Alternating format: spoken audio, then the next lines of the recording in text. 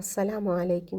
എല്ലാ കൂട്ടുകാരും പൂർണ്ണ ആരോഗ്യത്തോടെ മനസ്സമാധാനത്തോടെ ഇരിക്കട്ടെ എന്ന് ആഗ്രഹിച്ചുകൊണ്ട് മടിയില്ലാതെ സ്റ്റിച്ചിങ് എങ്ങനെ വിജയിപ്പിക്കാം എന്നുള്ളതിൻ്റെ രണ്ടാമത്തെ വീഡിയോ ആണ്.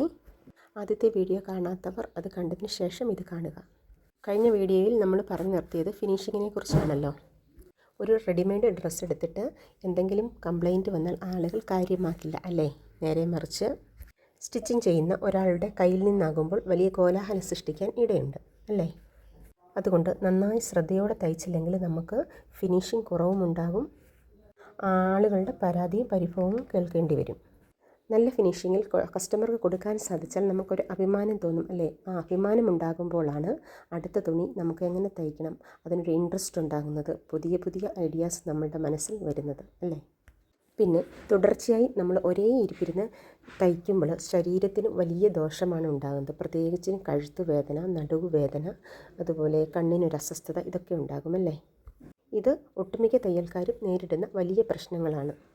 അതുകൊണ്ട് തന്നെ ഒരു തുണി തയ്ച്ച് കഴിയുമ്പോൾ അല്ലെങ്കിൽ കുറച്ച് സമയം ഇടവിട്ട് മെഷീനിൽ നിന്ന് നമ്മൾ 5 മിനിറ്റൊക്കെ എണ്ണിട്ട് നെക്കിൻ്റെ എക്സസൈസ്, അതുപോലെ തന്നെ കയ്യേ കാലൊക്കെ ഒന്ന് നിവർത്തി ഒന്ന് നടന്ന് ആവശ്യമെങ്കിൽ കുറച്ച് വെള്ളമൊക്കെ കുടിച്ച് അല്ലെങ്കിൽ കുറച്ച് സ്നാക്സൊക്കെ തിന്ന് തിരിച്ചു വന്ന് മെഷീനിൽ ഇരിക്കണം. അപ്പോൾ ഒരു എനർജി ഉണ്ടാകും.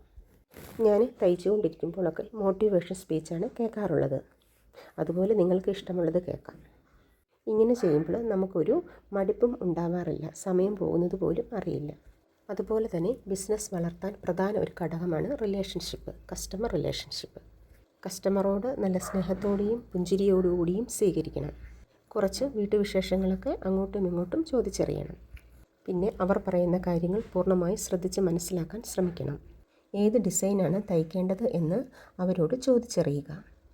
കസ്റ്റമർ കൊണ്ടുവന്നിരിക്കുന്ന തുണിയിൽ ആ ഡിസൈൻ ചെയ്യാൻ പറ്റുമോ എന്ന് നോക്കണം. തന്നിരിക്കുന്ന ഡിസൈൻ ആ തുണിയിൽ അനുയോജ്യമായതാണോ എന്നും നോക്കണം. അല്ലെങ്കിൽ അവരെ അത് വിവരം അറിയിക്കണം. കസ്റ്റമർ തരുന്ന മോഡൽ അതെനിക്കറിയില്ല, അതെനിക്ക് തയ്ക്കാൻ പറ്റില്ല എന്ന് പറയരുത്. അതുപോലെ തന്നെ ചില തുണികളുണ്ടല്ലോ, മെഷീനിൽ പിടിച്ചാൽ നിൽക്കാത്ത ഷിഫോൺ പോലുള്ള തുണികൾ, അതും എനിക്ക് തയ്ക്കാൻ പറ്റില്ല എന്ന് പറയരുത്. കാരണം കസ്റ്റമർ നമ്മളുടെ അടുത്ത് വരുന്നത് നമ്മൾ നന്നായി സ്റ്റിച്ച് ചെയ്യുന്നവരാണ് എന്ന് അറിഞ്ഞത് കൊണ്ടല്ലേ. അതുകൊണ്ട് ഒരിക്കലും അത് പറയരുത്. ഞാനിപ്പോൾ ഒരു സലഫി മക്കന ലോക്ക് ചെയ്തുകൊണ്ടാണ് നിങ്ങളോട് സംസാരിക്കുന്നത്. എൻ്റെ ഈ മെഷീൻ്റെ പേര് ഉഷ ഡ്രൈ മേക്കർ 120 ആണ്. ഇത് അത്യാവശ്യം ലോക്ക് ചെയ്യാനും കുറച്ച് ഡിസൈനുകളൊക്കെ ചെയ്യാനും നമുക്ക് ഉപകരിക്കുന്ന ഒരു മെഷീനാണ്.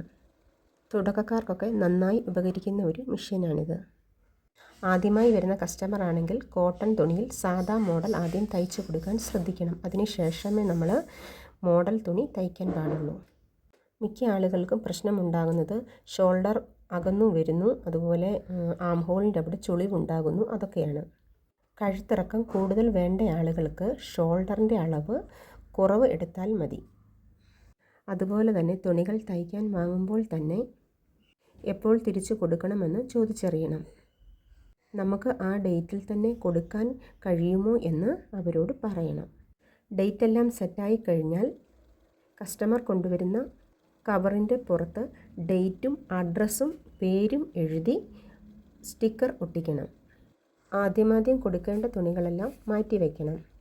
എല്ലാം തന്നെ ഒരു അടുക്കിലും ചിട്ടയിലും മാറ്റി വയ്ക്കാൻ ശ്രദ്ധിക്കണം. ഇന്നാണ് നമ്മൾ തുണി കൊടുക്കേണ്ടതെങ്കിൽ 2 ദിവസത്തിന് മുമ്പ് അത് തയ്ച്ചു വയ്ക്കാൻ ശ്രദ്ധിക്കണം. ഡേറ്റ് ആവട്ടെ എന്ന് പറഞ്ഞ് നമ്മൾ മാറ്റി വെച്ചാൽ അവസാനം പണി കിട്ടും. അത് അവസാനം വരെ മാറ്റി വെച്ചാൽ നമുക്ക് വലിയ മാനസിക സമ്മർദ്ദവും തയ്ക്കുന്ന ഡ്രസ്സിൽ തെറ്റുകളൊക്കെ വരാനുമുള്ള ചാൻസ് ഉണ്ട്. അതുകൊണ്ടാണ് ഡേറ്റിന് 2 ദിവസം മുമ്പേ നമ്മൾ സ്റ്റിച്ച് ചെയ്ത് വെക്കണം എന്ന് പറയുന്നത്.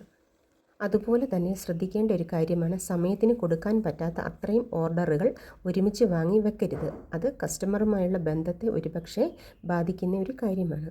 അതുപോലെ തന്നെ ആഘോഷവേളകളിലും വിവാഹങ്ങളിലുമൊക്കെ നമ്മൾ മുൻകൂട്ടി ഓർഡർ എടുക്കാൻ ശ്രദ്ധിക്കണം. പിന്നുണ്ടല്ലോ, കഴിവതും നമ്മൾ സ്റ്റിച്ച് ചെയ്ത തുണി കസ്റ്റമർക്ക് തിരികെ കൊടുക്കുമ്പോൾ അവിടെ വെച്ച് തന്നെ ഇട്ട് നോക്കാൻ പറയുക. ഞാൻ അങ്ങനെയാണ്.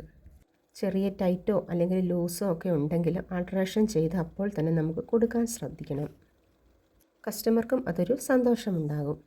അങ്ങനെ അവർ സന്തോഷത്തോടു കൂടി അത് മറ്റുള്ളവരോട് പറയാൻ ഇടവരും. അങ്ങനെ നമ്മൾ കൂടുതൽ സ്റ്റിച്ചിങ് കിട്ടിത്തുടങ്ങും. നേരെ മറിച്ച് അവർക്ക് തുണി കൊടുത്തു വിടുകയും വീട്ടിൽ പോയാണ് അവർ അത് ഇട്ട് നോക്കുകയും ചെയ്താൽ അവർ ഉറപ്പായും തിരിച്ചു വരേണ്ട കാര്യമുണ്ടായാൽ വരുന്ന വഴിയിൽ 4 നാട്ടുകാരോട് പറയും. അപ്പോൾ നമ്മുടെ സ്റ്റിച്ചിങ് കുറയാൻ ചാൻസ് ഉണ്ട്. പ്രധാനമായും ഒരു കാര്യം, പരസ്യം ചെയ്യാതെ തന്നെ നമ്മളെ കൂടുതൽ ആളുകൾ തേടിയെത്തുന്നത് വരുന്ന കസ്റ്റമറുടെ വാക്കുകൾ കൊണ്ടാണ്. അവർ നമ്മളെ മറ്റുള്ളവരുടെ അടുത്ത് എങ്ങനെ പറയുന്നു ആ ഒരു അടിസ്ഥാനത്തിലായിരിക്കും മറ്റുള്ളവർ നമ്മളെ കാണുന്നത്, പ്രത്യേകിച്ച് തയ്യലിൻ്റെ കാര്യം. പിന്നൊരു കാര്യം, ഏതൊരു ജോലിയിലും അതിൻ്റേതായ അഭിമാനം ഉണ്ടെന്ന് നാം മനസ്സിലാക്കണം. ഒരു ജോലിയെയും നമ്മൾ കുറച്ച് കാണാതിരിക്കുക. പണ്ടൊക്കെ സ്റ്റിച്ചിങ് എന്ന് പറയുന്നത് ഏതോ തരം താഴ്ന്ന ഒരു ജോലിയായാണ് ആളുകൾ കണ്ടിരുന്നത്. സ്റ്റിച്ചിങ് ആണ് എന്ന് പറയാൻ ആളുകൾക്ക് മടിയായിരുന്നു. അതുപോലെ തന്നെ നമ്മുടെ കഠിനാധ്വാനത്തിന് അർഹമായ പ്രതിഫലം വാങ്ങിക്കാൻ നാം ശ്രദ്ധിക്കണം. സാധാരണ ഒരു കുർത്തി സ്റ്റിച്ച് ചെയ്യുന്നത് പോലെയല്ല ഡിസൈനർ കുർത്തി സ്റ്റിച്ച് ചെയ്യുന്നത്. വ്യത്യാസമുണ്ട്. അത് കസ്റ്റമറെ പറഞ്ഞ് മനസ്സിലാക്കണം. അതിനുശേഷം കൂലി വാങ്ങണം. നല്ല ഫിനിഷിങ്ങിൽ തയ്ച്ചാൽ നല്ല വരുമാനമുണ്ടാകും. നല്ല വരുമാനമുണ്ടാകുമ്പോഴാണ് നമുക്ക് ആത്മവിശ്വാസം വർദ്ധിക്കുന്നത്. ഒന്ന് നീറ്റായിട്ട് കൊടുത്താൽ തന്നെ അടുത്ത തുണി ഇതിലും നീറ്റായി കൊടുക്കണമെന്നൊരു ചിന്ത നമുക്ക് ഉണ്ടാകും അല്ലേ. പിന്നെ മെഷീൻ്റെ കാര്യം, സ്റ്റിച്ച് ചെയ്തതിന് ശേഷമൊക്കെ നമ്മുടെ മെഷീൻ നന്നായി നീറ്റാക്കാൻ നമ്മൾ ശ്രദ്ധിക്കണം. അതുപോലെ തന്നെ പുതിയ പുതിയ ട്രെൻഡിങ്ങുകളെക്കുറിച്ചും തയ്യൽ രീതികളെക്കുറിച്ചും എപ്പോഴും പഠിച്ചുകൊണ്ടിരിക്കുക. ഇപ്പോൾ സോഷ്യൽ മീഡിയയിൽ വരുന്ന പുതിയ പുതിയ ഡിസൈനുകൾ കസ്റ്റമർക്ക് തയ്ച്ചു കൊടുക്കുക. പുതിയ പുതിയ പരീക്ഷണങ്ങൾ നടത്തി നോക്കുക. അപ്പോൾ ഈ ജോലിയിൽ ഒരു മടുപ്പുണ്ടാവുകയില്ല, ഇൻട്രസ്റ്റ് ഉണ്ടാകും. അതുവഴി നമുക്ക് നല്ലൊരു വരുമാനവും സംതൃപ്തിയോടെ മനസ്സമാധാനത്തോടെ ജോലി ചെയ്യാൻ സാധിക്കുക. എല്ലാ ദിവസവും പുതിയ ഉന്മേഷത്തോടു കൂടി മിഷനിൽ ഇരിക്കുക. തീർച്ചയായും ഈ രംഗത്ത് നിങ്ങൾക്ക് വലിയ വലിയ ഉയരങ്ങളിലെത്താൻ സാധിക്കും. എനിക്ക് സാധിച്ചു എങ്കിൽ നിങ്ങൾക്കും സാധിക്കും. ഞാൻ ഈ 2 വീഡിയോയിലായി പറഞ്ഞ കാര്യങ്ങളെല്ലാം ശ്രദ്ധിച്ചാൽ തന്നെ മടുപ്പില്ലാതെ നമുക്ക് സ്റ്റിച്ച് ചെയ്യാൻ സാധിക്കും. ഈ വീഡിയോയെക്കുറിച്ചുള്ള അഭിപ്രായങ്ങളും നിർദ്ദേശങ്ങളും കമൻറ്റ് ബോക്സിൽ എഴുതാൻ മറക്കരുതേ. വീഡിയോ ഇഷ്ടപ്പെട്ടാൽ ലൈക്കും സബ്സ്ക്രൈബും ചെയ്യണേ.